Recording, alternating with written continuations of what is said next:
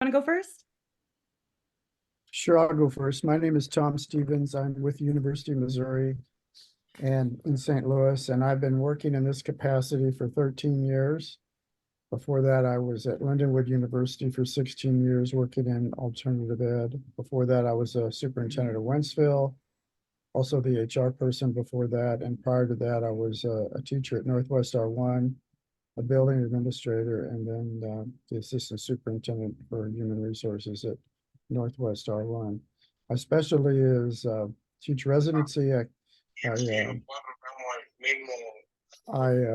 advise in all of those areas, and I teach in those areas. So if you are in our program, I will be the teacher you are with the first semester.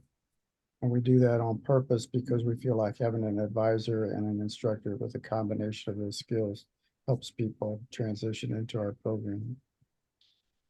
I think, Cassie, you can probably take it from there. Sure.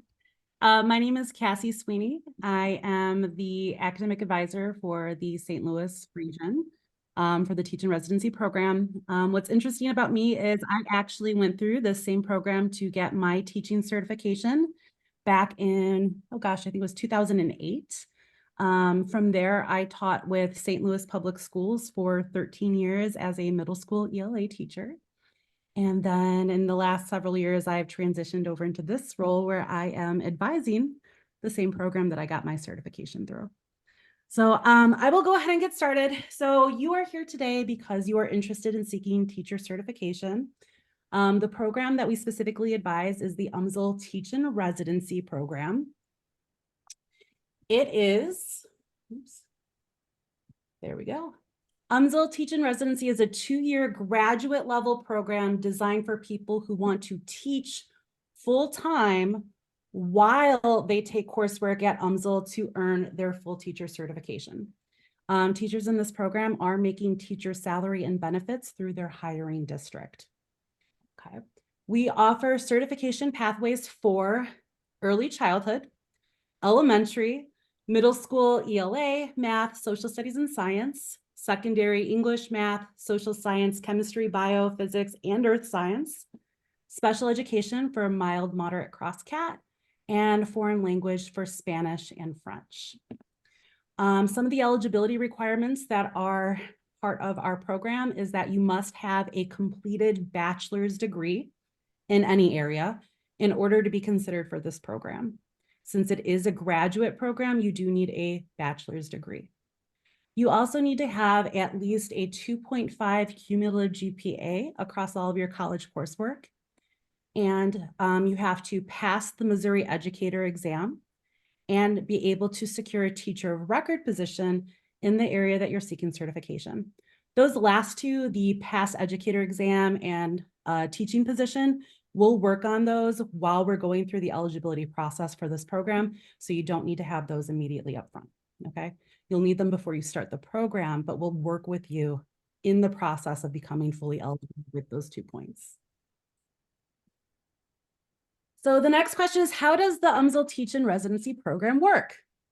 Well, after you pass the educator exam, you're admitted to the program, and then you're hired as a teacher of record in your certification area.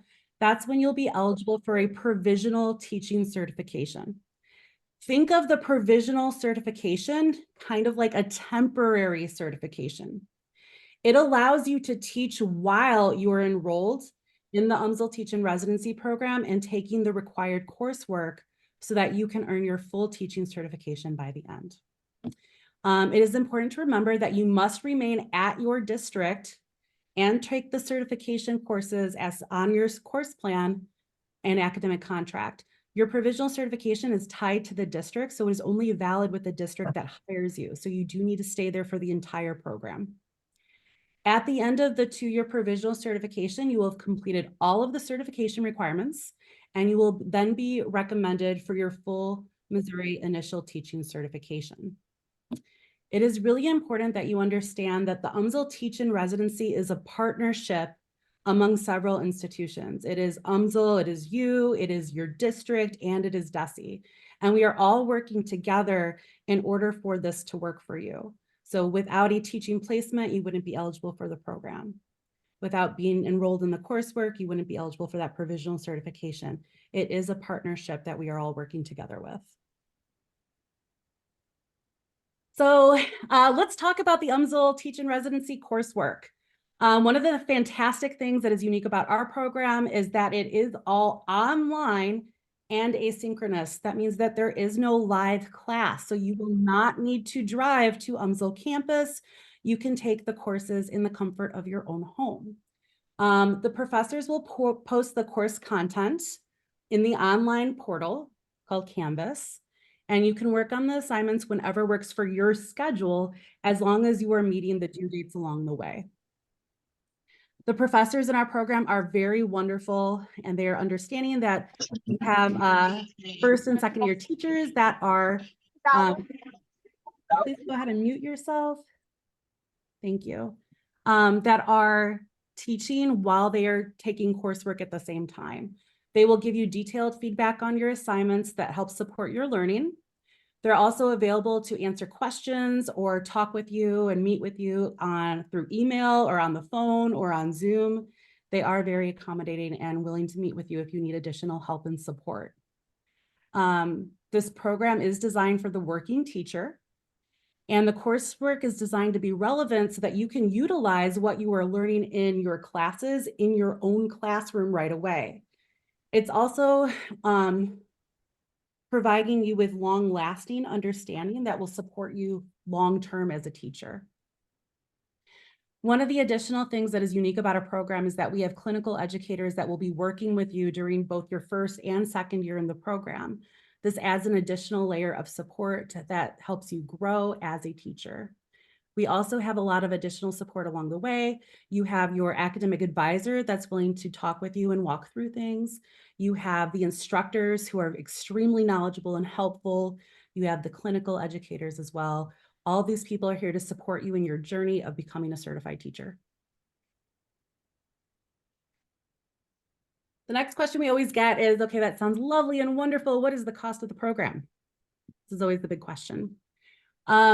It depends on what area you are seeking certification in. Each certification area does have a different number of required courses for certification. For early childhood, it's 43 hours. For special education, it's 42. For middle and secondary, it's 27. And for elementary, it's 32 hours. So it kind of just depends on what area you are specifically seeking certification in. The current cost of tuition is $661 per credit hour. We are always very upfront and transparent about that. However, it is also important to know that during the screening process, we will take a look at your prior transcripts to see if any of your prior coursework can be transferred in and count towards the current certification requirements. If you do have any prior coursework, that would greatly reduce the number of required hours that you would need to take and thus reduce the cost of the program. Some people, when they see those price tags, are like, oh my gosh, how am I going to swing that? So there are options for how you can pay for your program. The first one is through graduate financial aid. You would complete the FAFSA. Even if you max out on financial aid as an undergraduate student, it more or less resets for the graduate level. So you'll be eligible for graduate financial aid. There are many districts out there that offer tuition reimbursement. You'll want to check with the district that you're considering in order to find out how much tuition reimbursement that they offer. Some districts do offer a substantial amount and some offer less, so you will want to find that out. There is also the federal Teach Grant. The federal Teach Grant offers up to $1,500 per semester for eligible candidates. It does come with a service agreement to teach in a high needs school in a high needs area for 4 years out of an 8-year period in a district that serves low income students. So there are options out there for you to help finance your education.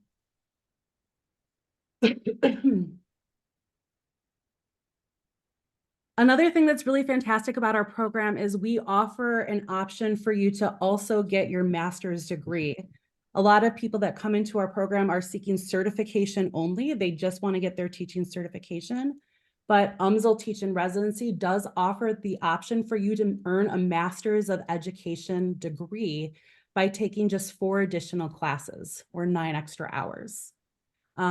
This is a fantastic option, especially because a lot of districts do offer a salary increase once you complete your master's degree. Another really exciting thing that we are starting to offer is a TESOL add-on. So I'm going to let Tom jump in because Tom is our TESOL specialist and he can give a lot of details about this program. So I'll let Tom take it away. Yes, of late, this program has become very popular. And it's because of all of the immigrants coming into this country. And when you see them in the news, know that those children are going to have to go to school the next term. So schools have seen a great influx in students that need this service. Now, as far as the certification is concerned, I just want to say that I call it ELL.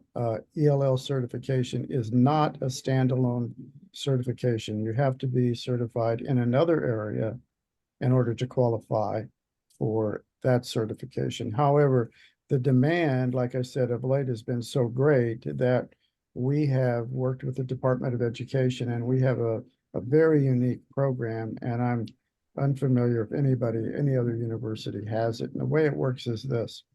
A person who wants to pursue this program begins with a primary certification in elementary, middle school language arts, or English. Those are the common 3 primary certifications. We start that with a provisional, just like any of the other areas of provisionals that we offer, like Cassie has described. But in addition to that, the person, when they apply for that provisional, also applies for a provisional in ELL. So it's a dual certification program. During the first 2 years, the candidates concentrate on the primary certification. And after 2 years, then of course, they earn that initial certification. But along the way, there are some ELL classes that people take, and then they're not finished with those classes because it's 21 hours. And so at the end of 2 years, they apply for an extension so that they can finish those remaining ELL classes in a 3rd year extension. And that's how we can provide a pathway for people, even though this is not a standalone certification. So it means 2 years of a primary in the normal course of events, and then a 3rd year to finish the 21 hours of ELL certification. If any of you are interested, contact me and I can give you more details. Okay, so far, just to recap, we've talked about a couple options. One option for the teaching residency is for you to come in and seek just certification. The second option was for you to come in to seek a certification plus a master's degree. And then this option would be for certification in one of the primary areas plus a TESOL add-on. Okay, so with all of that being said, we are very excited about the TESOL add-on option. This is something that really sets our program apart from other alt-cert programs. Additionally, you know, it's new and we're getting it going, so we're really excited about this. There's definitely a need. So just to kind of give you an idea of if you're interested in this program, where are we headed? It's very important for you to understand that, like I said before, this program is a coordination among UMSL, you, DESE, and your school district, and we need to make sure that we are meeting the requirements for all of those institutions for this program to work. So it is a process for you to become fully eligible for this program. With that being said, the very first thing that you're going to do, your very next step is going to be to contact one of the advisors to reach out for more program information and submit for eligibility screening. During this required step, we will take a look at what areas you're seeking certification in. We'll take a look at your past academic records to make sure that you meet the GPA requirements for admissions to the grad school. We'll take a look to see what courses you've taken to see if we can reduce any of the hours for your required program. That eligibility is the first step in moving forward with being considered for this program. So your first thing that you're going to want to do is you're going to reach out to an advisor and submit for eligibility screening. After that screening is complete, we'll send you an email with your eligibility status and your next steps. And then we're going to guide you in helping you schedule your MOCA exam, your Missouri Educator exam. You're going to go ahead and study for that exam and pass it. And you're going to apply to the graduate school for the teach-in residency program. Tom and I will send you specific directions so that you can apply correctly for that program.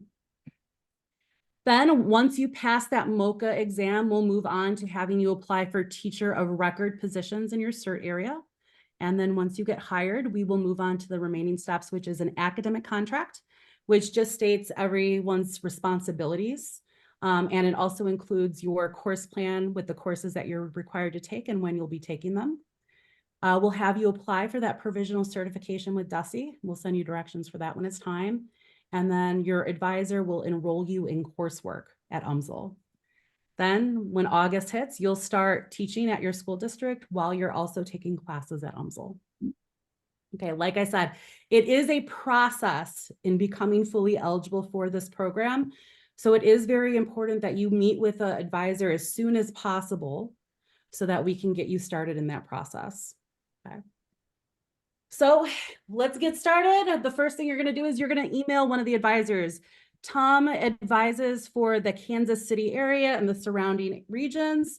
He's also very specific for that TESOL specialty. So if you do want that TESOL add-on, you'll reach out to Tom. I advise for the St. Louis region and the surrounding areas and pretty much everything else. So go ahead and take a screenshot if you need to so that you have our contact information. I'll give you a second to do that. And then in terms of the screening, Tom and I do have different processes for how we do things. Tom does his eligibility screening through email. I have a specific online form that I require students to submit to for screening. It is really important that you understand that part of the screening process is that you're going to need to submit those transcripts, okay? When I say we need you to submit your transcripts, you are going to need to submit a transcript issued by each one of the colleges that you have previously attended. So if you have attended 4 schools, we will need 4 different transcripts, okay? When I say a transcript, it should show your coursework broken down by the semester with the GPA, the cumulative average, all of that stuff on there. I'm saying this and stressing this because I get the weirdest things submitted for screening. I've had people submit videos. I can't accept a video. No pie charts, no degree audits. Please don't send me your diploma. I don't need that. We need actual transcripts of your actual records, okay?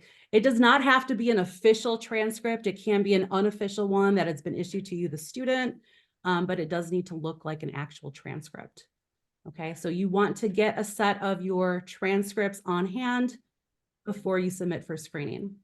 If you do not have copies of your transcript for whatever reason, you can get a digital copy emailed to yourself using either National Student Clearinghouse or Parchment, whichever one your university utilizes. You can just go to nationalstudentclearinghouse.com, type in your school. If your school comes up, they're the ones that issue the transcripts.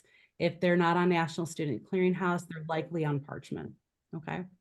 You'll want to get those emailed to yourself, and then you'll submit them for the screening. Some of you may have paper copies of your transcript. Maybe it's been a while like it has for me and you don't have digital copies. You just have paper copies. Go ahead and scan those to PDF. You can do that on the district printer if you're already working for a school district. There are apps on your phone that you can take a picture to scan to PDF and save it that way. If you really need to, you can go to Kinko's. They'll help you scan it to PDF, whatever you need, okay? After you do submit for screening, what comes next is we will review your materials. It may take some time. We do have a lot of people that are interested in this program, so please be patient, but we will get back to you within a week. And we'll send you a detailed email with your eligibility status and all the next steps in the process of becoming fully eligible, okay? So Can I yeah, just say one thing real Yeah. quick? sure. In terms of contacting me. I live in St. Joseph, and so I advise from the Missouri River over there to Columbia, if you could draw a straight line through Columbia, north and south. You might want to just call me, 314-713-6922. Cassie already showed you the email address for both of us, but you can also call me at 314-713-6922. Thanks. So after we do the eligibility screening and we get back to you with your eligibility steps, I just want to take a moment to talk about the Missouri Educator Exam requirement. It is an entrance requirement for our program. It is also a DESE requirement for provisional certification. So this is something that you're going to have to plan to take. Currently, as of right now, the current exam is the Missouri Content Assessment, which we lovingly call the MOCA. Passing this exam, the educator exam, is the cornerstone of everything moving forward. You cannot become fully eligible for this program without a passed exam. Okay, so step one is going to be connect with one of the advisors, either me or Tom. Step two is going to be to schedule your MOCA exam and start working on that. You have to pass that exam in order for everything else to fall into place. And while people do pass on the first time, most people do require more than one attempt. And it is important for you to understand that Pearson, the test company, does require a 30-day wait or a month wait between test attempts. So I would make sure that you are backwards planning when you take your exam to give yourself multiple opportunities to pass your exam. If you take a look at this chart right here, these two dates have already passed, but we're kind of in this test window right now. Any test that's taken during this will report to DESE on March 15th. These are the preferable dates. You do want to give yourself some time. It is really important that you try and pass that sooner rather than later. Like I said, this exam is the cornerstone of everything moving forward, so you cannot start applying to teacher of record positions until after you've passed this exam. The districts will want to know that you've passed the exam and you will be eligible for a provisional certification. So we have to pass this before we continue to move forward. It's important to note that most districts start to become in full swing of the hiring season before the current school year is even over. Usually they start that up around the end of district state testing. So usually that's like late April, early May. They will continue to go into the summer, but as you know, the closer we get to the start of the school year, the fewer options are available. So it is important that you are working on passing this exam sooner rather than later. Another change that is coming that we need to discuss really quick is that as of July 1st, DESE will no longer be accepting the MOCA exam. So if any candidate who has not passed the MOCA exam by 6/23, June 23rd, at that point, you're going to have to pivot and start taking the praxis exam that was offered starting July 1st. We do not want you to wait until July to start making attempts at the exam. You really, really want to pass much sooner than that. Usually July is where we're starting to get everything in order. We're starting to get your placement with your district, your provisional squared away. We're starting to get you enrolled in classes and all these other things. So that's usually what happens in mid-July, early August. We do not want you to wait until July to start making attempts at that exam. So for now, we are focused on trying to pass the MOCA test. Okay, let's see. I'll go ahead and leave it at that. Just to recap real quick. I know. And I've been talking for too long and it's too late at this time of the day. But UMSL Teaching Residency is a 2-year graduate level program designed for people who want to teach while they are seeking their certification at the same time. The people in our program are making teacher salary and benefits with their school district. Some requirements for this program is you do have to have at least a 2.5 cumulative GPA in order to be considered eligible. If you think that you might not be there, but you might be close, I still recommend you reaching out to an advisor because we will take a look and let you know what your next best step is. Since it's a graduate program, have to have a bachelor's degree. You have to be able to pass the exam and secure a teaching position before you start. All the classes in our program are online and asynchronous, and we offer certification pathways in the following area. Another wonderful thing about us is we do have the option to add on that master's degree by taking just 4 additional classes. And we also offer the new T-cell program add-on as well. So you want to get started, if you're in the Kansas City and surrounding areas, or you're interested in T-cell, you're going to reach out to Tom. If you are in the St. Louis region or any other area, then you'll reach out to me. Okay. We'll go ahead and open this up for questions at this point, with the understanding that this is not a personalized advising session. If you have questions that are very specific to your unique circumstances, reach out to the advisor directly and we can help you. But if you have general questions about the program or how things work, we are happy to answer those questions now. You can either come off mute and ask your question, or you can drop it in the chat and we'd be happy to answer it either way.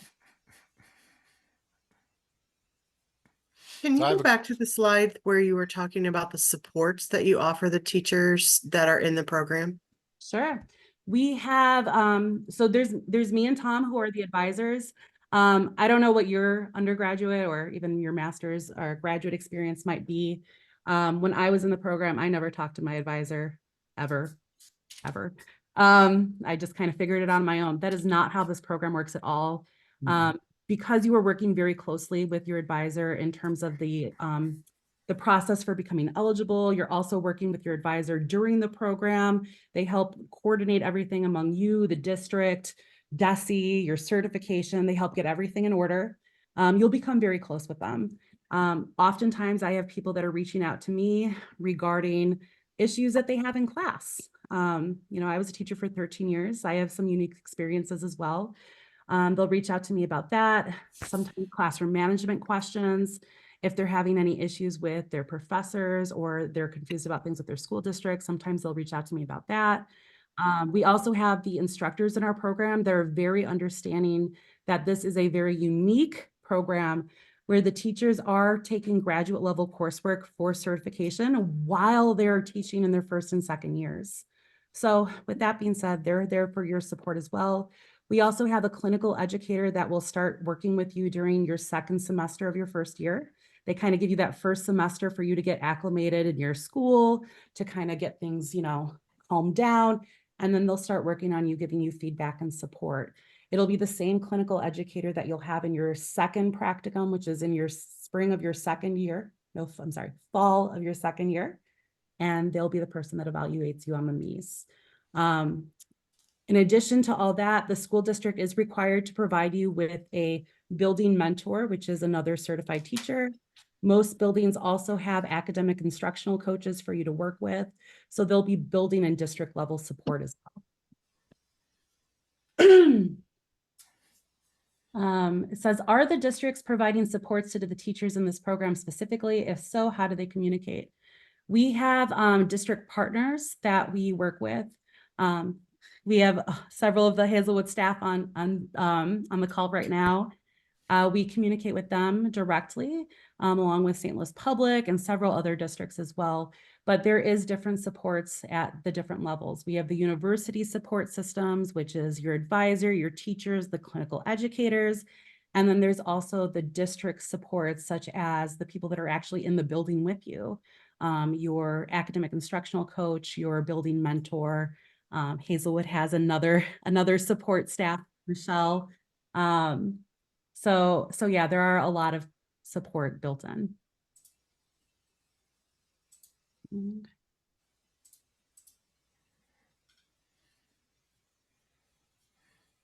Cassie, I have a question. So if I'm considering this program, do I have to be working in a school district right now as a para or a support staff or something like that? Or can I just go and get in touch with you and start this process having no real connection to a school district yet? That is a really great question. And the answer is yes. It kind of just depends on what your background is, right? We have people that come to the teaching residency program from all walks of life. There are people that are not currently working with a school district. They have some completely separate, different job that they are doing, but they want to make a career change. We work with those people in the process of becoming eligible for this program.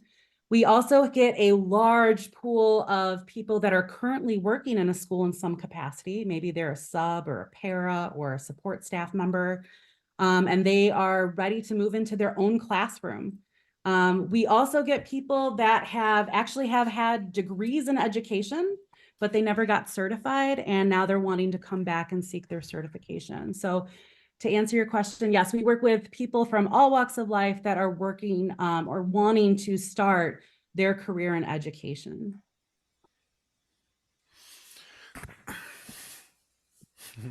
Cassie, there's a question in the chat says, does any of your coursework include teacher among GED level? I'm not sure. Is the question, Joyce, a teacher that has a GED or working with students that need to pass the GED? What specifically are you asking? You can unmute yourself if you like.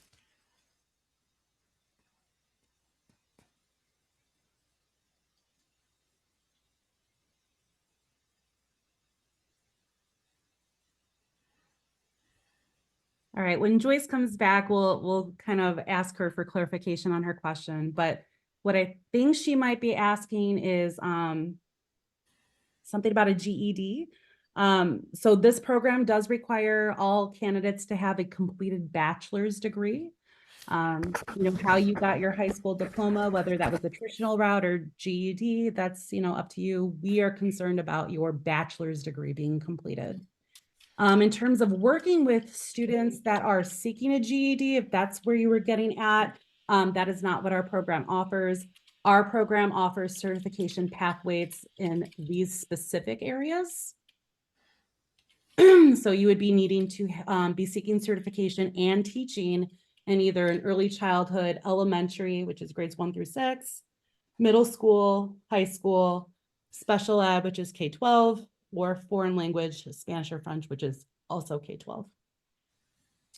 One of the things that I'd like to say about the getting a job is that the State Board of Education had a meeting this past Monday.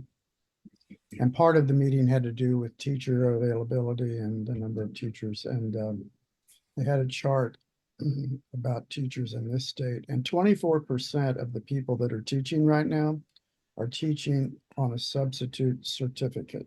So if you're thinking about being a teacher, if you're wondering about getting a job, this is a great time to look at changing your career to be a teacher. In addition to that, this is a great time to start thinking about this program, because all the things that Cassie's talked about, she said it's a process, and it certainly is. So beginning now, even though you're looking at the fall to begin teaching, is a great idea, not just in terms of the paperwork, but also passing the test that she talked about. Yeah, Tom is absolutely right. It seems like fall, the start of next school year, is so far away, right? It's not. We need you to pass that exam first so that you can be fully eligible, which takes time. And especially if you need to make a second attempt, that'll take time. And then in terms of getting everything in order, the hiring season, like we said, starts at the end of this current school year. So there's not a lot of time left, even though it feels like there is. To follow up on the GED question, it says, does the teacher work alongside students who need assistance in completing their GED? No, you will be a traditional teacher of record in a elementary, middle, or high school, working with students that are enrolled at that school. So you will not be working with students that are working on a GED somewhere else.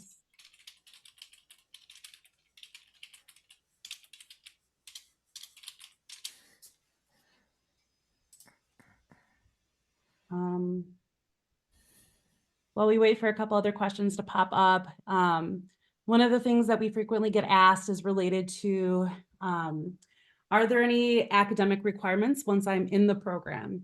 The short answer is yes. While you are in the program, you are required to maintain at least a 3.0 cumulative GPA. That's what the graduate school requires for all grad students. DESE also requires that you earn at least a C or above while maintaining a 3.0 in all of your certification coursework. In terms of coursework, it is outlined for you semester by semester on the course plan that you'll receive. It is a fall, spring, and summer semester for 2 years. Those schedules are set in stone. You cannot take time off during this program. You must complete all the coursework during that 2-year provisional timeframe. One question says, some people that are, I'm sorry, I can't see it all the way. Some people that are teaching on a substitute certificate will still have to go get a bachelor's degree before joining the program, correct? If you do not have a bachelor's degree, then you are not eligible for the teach in residency program. And I would recommend connecting with David Stouffer so that they can find you a program that would work for your specific situation. We do have another separate program called Finish Line, which is unique. It's similar to the teach in residency program in that your third year you would be teaching while doing coursework, but David and the advisor for that program can give you the program details for that. If you are currently teaching on a sub-certification, no problem, but when you join the teach in residency, you must have a completed bachelor's degree, because again, this is a graduate level program. You must have at least a 2.5. You need that bachelor's degree in any area. So Cassie, I put a couple links in the chat to kind of talk about that. I'm sure there's some folks here tonight that don't have a bachelor's yet, or you might not be ready, understandably, to jump right in and start teaching full time.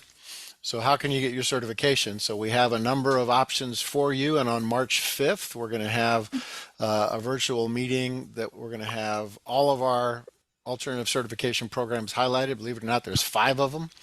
We're going to talk about everything from our finish line that Cassie mentioned for anyone that hasn't finished a bachelor's yet, all the way up to and including teach in residency that we're talking about tonight, and a couple others in there as well. So if this doesn't seem like a good fit for you, please join us on March 5th, and you can always contact me. I'll put my contact info in the chat as well.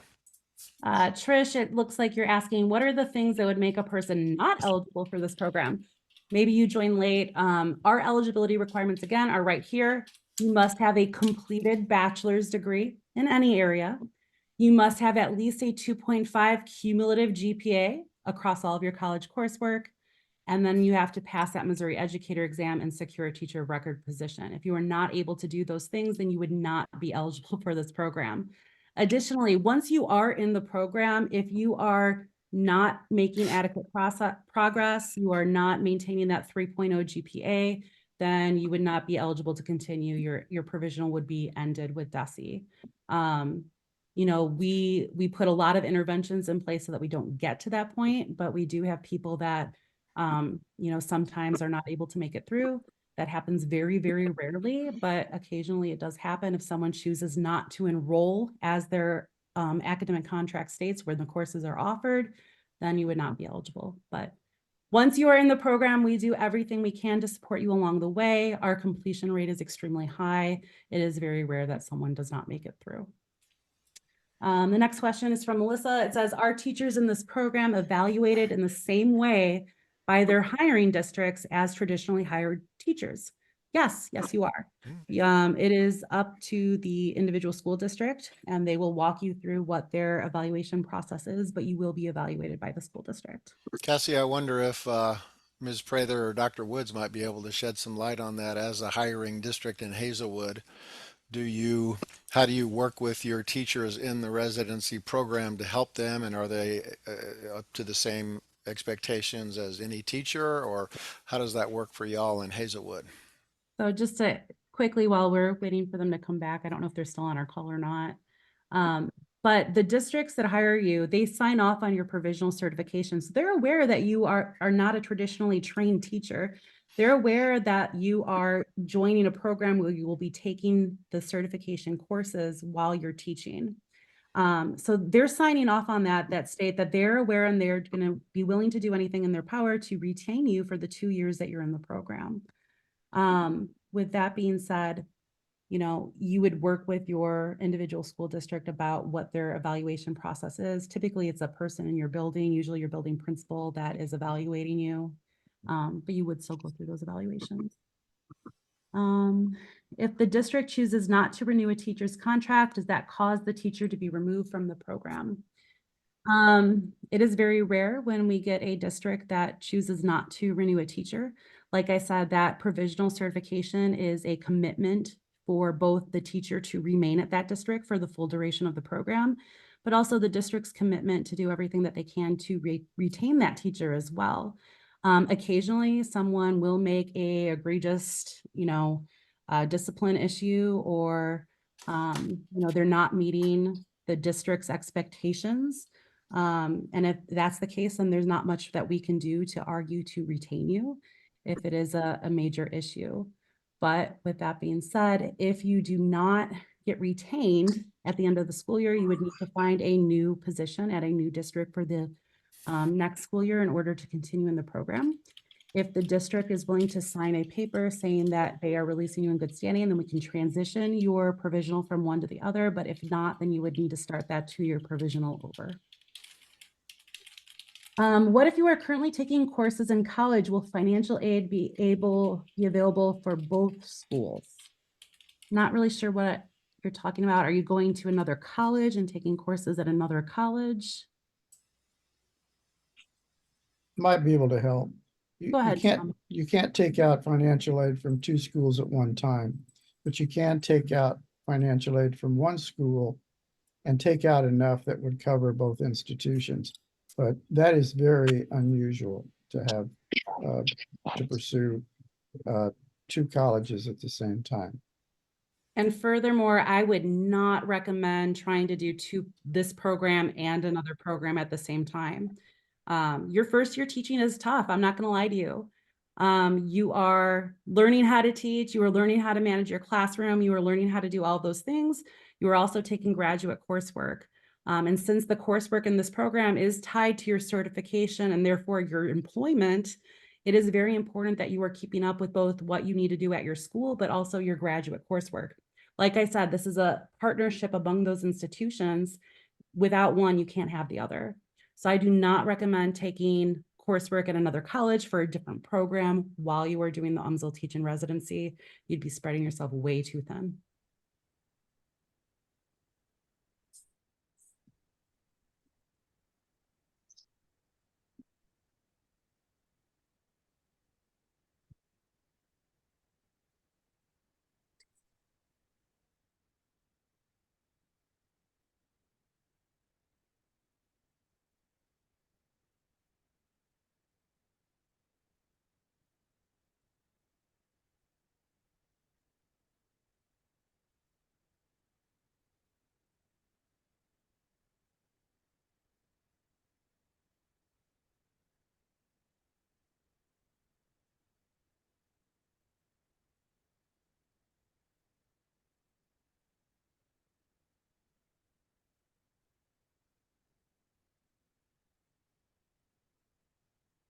If you still have some questions, please fire away. If you have questions that we can't get to tonight, then please complete the Google form that I linked earlier. I'll make sure to add that again.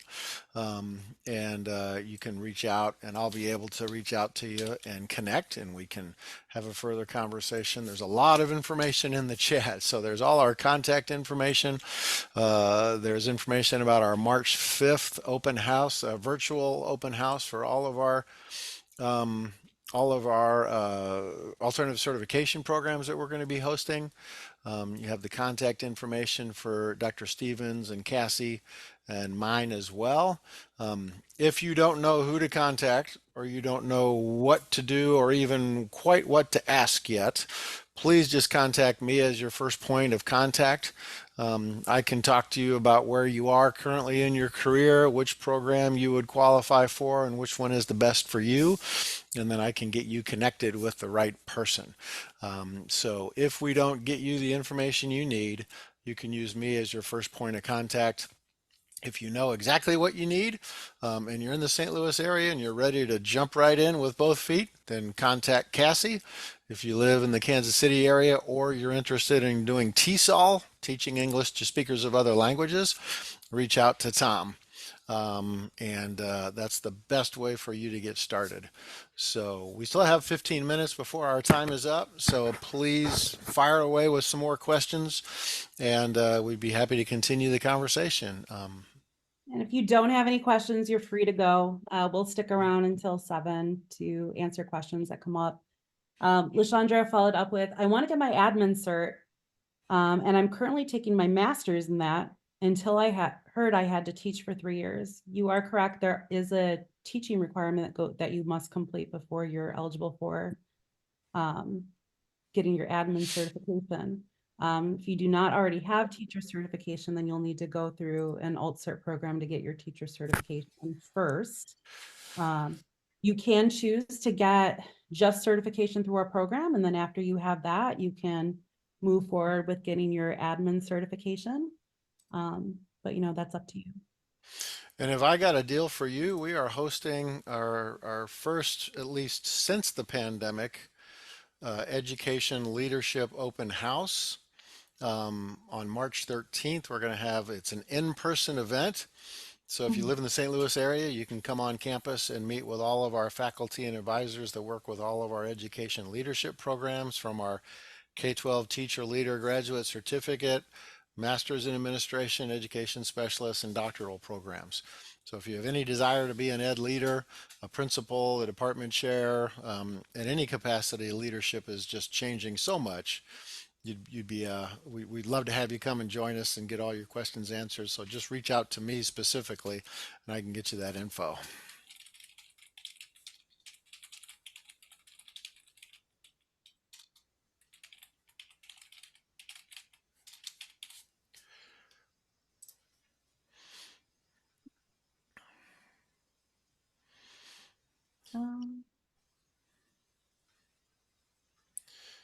Hi, Cassie. When I contact you, do I just advise I'm ready, or should I have my transcript submitted? Just reach out to me, send me an email saying, hi, my name is this. I'm with, whatever school district, if you're with one. I'm interested in seeking certification in whatever area. I'll send you an email that has all the program details in writing for you. And it'll also have the link for you to submit screening. But when you do go to submit that screening, yeah, you will need to have all your transcripts ready. So Levon, if you want to just send me an email letting me know, hey, thanks for the Zoom session, I'm happy to send you everything, including the link for screening.